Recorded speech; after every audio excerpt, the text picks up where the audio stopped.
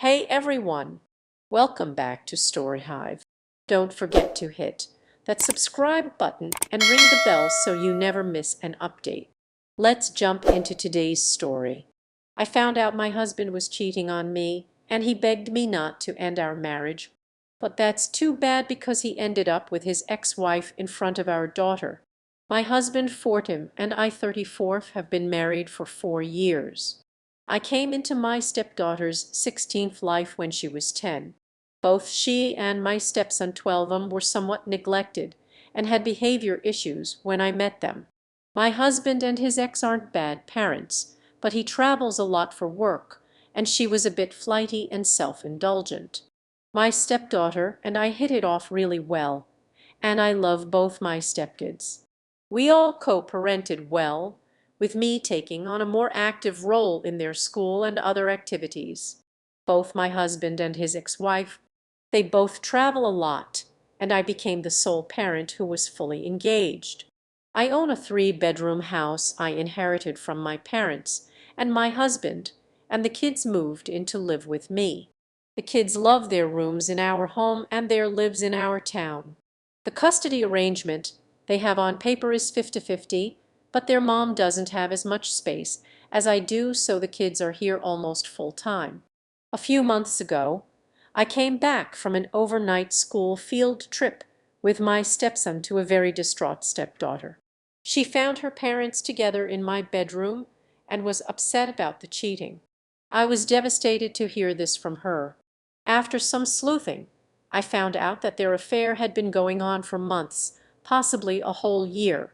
I've been trying to get pregnant for the past 2 years, and we were having very frequent intimacy. Realizing that my husband was sleeping with us back to back was especially nauseating for me. I have filed for divorce and asked him to leave. He doesn't want this marriage to end and seems somehow convinced that I'll change my mind. However, he agreed to a separation and has moved out to an apartment. My stepdaughter was mad at both her parents and wants to continue living with me. Neither of them is taking any steps to move the kids out. They are still living in their rooms and continuing their lives as if this family hasn't imploded. I would have been happy to have the kids with me, but my problem is that both my husband and the kids' mom feel at liberty to come into my house whenever they want because their kids are here. She feels no guilt about the cheating and acts as if I am the interloper. She treats me like I am their nanny, expecting me to continue taking care of things for the kids and leaving me with instructions and criticisms. Meanwhile, my ex frequently drops by under the guise of seeing the kids, but keeps trying to cajole me into letting him move back. I love my stepdaughter and don't want to do anything to hurt her further, but I can't continue living like this. The amount of hurt and anger I feel towards my husband and his ex-wife is overwhelming, and it's painful to have to keep dealing with them.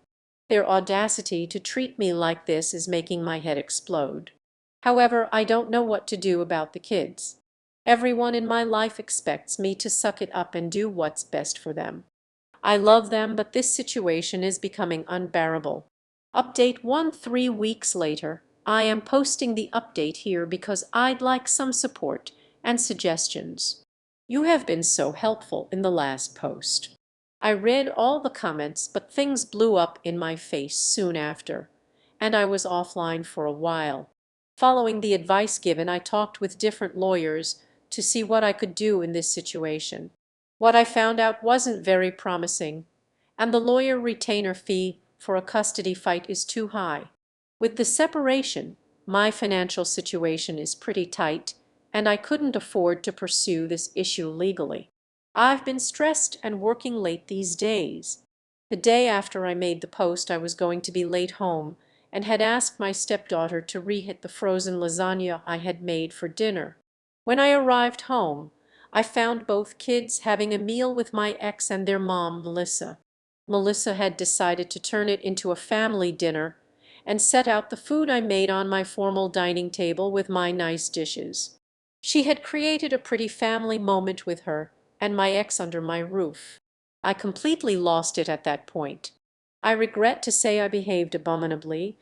This happened in front of my stepson, who was pretty shocked, as I had kept him out of most of this mess so far. After my breakdown I needed some time away, so I drove out to spend the weekend with my cousin. My stepdaughter wanted to come with me, so we left my stepson with his dad. My stepdaughter was so sweet to me and very understanding of why I was upset. She hadn't invited her parents, her mom had shown up. My stepdaughter hadn't anticipated that I'd get this upset. Frankly, I'm surprised too that I blew up like that. That's not typically me. After we got back, I let Melissa know that she shouldn't come over anymore, and that if she did I would report her for trespassing. Melissa didn't believe me and showed up to talk, and I lost it at her. This time I did call the cops. They nicely asked her to leave, and she did. My stepson was very upset with me for this.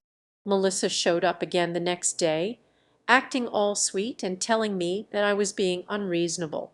Unfortunately, I became pretty unhinged at this and swore and yelled at her. My stepson shoved me and screamed at me to shut up. I fell on my side and was shocked into silence. Melissa was pretty surprised too and left immediately, whereas my stepson ran and locked himself in his room. He called his dad to come get him, but he was out of town and Melissa ignored his calls. My stepson is a very loving kid, so his reaction was heartbreaking. I understand where he is coming from, though. Melissa is his real mother, after all. Melissa is also a very pretty person who comes across as very sweet and delicate. She's the type of woman people jump to help. It is natural that my stepson would feel protective of her, but I never expected him to turn on me like that. The rest of the week was bad, with my stepson angry at me and refusing to talk to me. When his dad got back in town, he came and got him. My stepson told him he didn't want to live with me anymore. A few days later, my ex wanted me to take him back, but the kid didn't want to come back. I told my ex I would not force him, and he got pretty mad at me. He wanted me to fix the situation somehow. When I refused to make my stepson stay with me, my ex became pretty mean. He said a lot of ugly things, the worst being that he's relieved I didn't get pregnant because I'd make an awful mother. I was afraid of things turning out this way, but I've got my ex and Melissa out of my house, and that is a relief. My stepdaughter is going to live with me until she moves out to college. My ex is struggling to find childcare for my stepson and is so angry at me that I think he will not slow down the divorce anymore. I want to fix things with my stepson, but a big selfish part of me is afraid to do anything that will bring his parents back into my life. I really don't understand Melissa's actions and motivations in all this. She wanted to sleep with my ex, and I had walked out of the picture, so it was all hers if she wanted it. If she didn't want her kids, I was already taking care of them. But she kept violating my boundaries with a smile on her face and acted all surprised that I was not happy about this. Right now, neither she nor my ex wants to be the daily parent to my stepson, but he is angry at me enough that he doesn't want to choose me. I feel so crushed about that. Update 2 weeks later, nothing of consequence has happened on the legal front since my last post. Emotionally, it has been a lot of ups and downs. A lot of people messaged me suggesting that I should let my stepdaughter go and that it's not healthy to have her staying with me. That may be so on paper, but it's not something I want to do. I met my ex a few years after my parents passed away. I was very close to them, and they passed away one after the other. I suffered from a lot of depression from grieving. My boyfriend at that time dumped me, and I lost a lot of friends. When my ex and I started dating, I was coming out of my sadness but was still very lonely. My stepdaughter and I became each other's support very quickly. She felt neglected by her parents and had resentment towards them, and I suppose she loved the attention I gave her. I found her to be a loving kid, and I enjoyed bonding with her. My stepson and I were close too. While he loved his mom, I did kind of assume that he was closer to me. One of the resentments my stepdaughter held against her parents was that they were uninterested in and dismiss. Update 3. It's been a few months since the upheaval that turned my life upside down. I've been navigating a whirlwind of emotions and challenges, trying to rebuild my world after discovering my husband's betrayal. My stepdaughter, who was initially my rock, is still living with me, and we are working to create a semblance of normalcy. Despite the chaos, she's been a tremendous support, and our bond remains strong. However, the situation with my stepson remains strained. His anger and disappointment after my breakdown have left a significant rift between us. He initially stayed with his father but has since been shuttled around, with neither of his parents fully committed to being present in his daily life. My ex and his ex-wife, Melissa, have largely stepped back, though their attempts to intrude on my home continue, each time testing my boundaries and patience. I've been seeing a therapist to help me process my emotions and deal with the ongoing stress. Balancing work, managing the house, and providing stability for my stepdaughter have been my priorities. Despite the personal turmoil, I'm focused on maintaining a stable environment for her and addressing my own emotional needs. I've wrestled with guilt over not fighting harder for my stepson's place in my life, but I'm slowly accepting that I need to prioritize my well-being and that of my stepdaughter. The future feels uncertain, and while I'm hopeful that things will improve, the journey ahead is still fraught with challenges. I'm determined to stay patient and keep moving forward, hoping that time and effort will heal the wounds and bring some peace to our lives. Update 4. Months have passed since the dust of my divorce settled, and life has shifted into a new, if still delicate, routine. My stepdaughter and I have found a rhythm together, and she continues to be a beacon of strength and resilience. Although we've settled into a comfortable existence, the emotional scars of the past linger, casting long shadows over our daily lives. My stepson, on the other hand, remains distant.